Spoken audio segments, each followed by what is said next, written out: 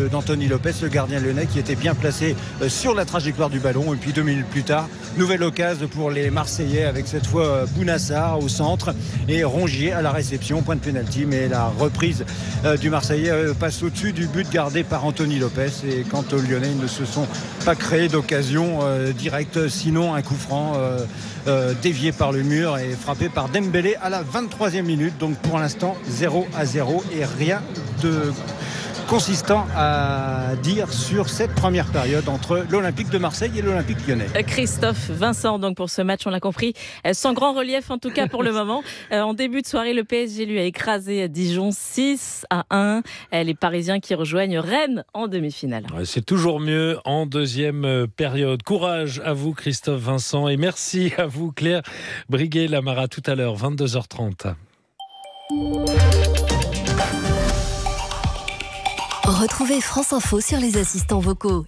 Et sur Alexa, testez vos connaissances sur l'actualité. Un laboratoire américain a inventé des humains artificiels. Chaque jour, les journalistes de France Info vous posent une question. La Finlande va instaurer la semaine de travail de 4 jours. Vrai ou faux ? Vous avez 3 secondes. International, environnement, politique, high-tech, sport, décodage de l'info. Il vous suffit de demander Alexa, lance la question France Info. Répondez à la question et devenez champion de l'info. France Info, et tout est plus clair. L'info sur vos assistants vocaux, c'est France Info. Demandez à votre enceinte connectée. Je veux écouter les dernières infos. Les maisons France Service, ce sont des endroits où on trouve un condensé de services publics. France Info. Et tout est plus clair.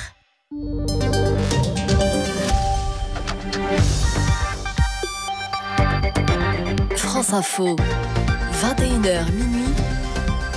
Julien Langlais. Emmanuel Macron est dans les Alpes pour marquer un tournant vert. Il doit passer une nuit en altitude aujourd'hui avant de visiter demain la mer de glace à Chamonix. Des mesures ont été annoncées en faveur de l'écologie et de la biodiversité, notamment concernant l'érosion du littoral. On en parle dans un instant. Reportage à suivre et on en parlera également avec notre invité de la fondation Surf Rider Foundation juste après le fil info de 22h10 avec Armel Balogog. 2 mosquées fermées en France l'an dernier, annonce de Christophe Castaner ce soir.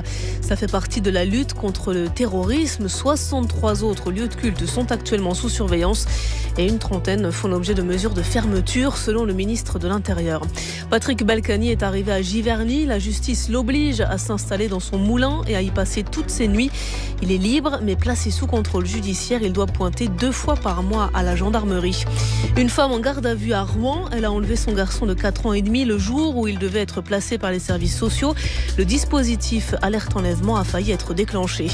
Les députés de la majorité s'interrogent aussi sur l'impact budgétaire de la réforme des retraites. 2 piliers de la commission des finances de l'Assemblée nationale adressent une lettre au Premier ministre. Ils veulent des informations pour pouvoir vraiment juger de la faisabilité financière de la réforme.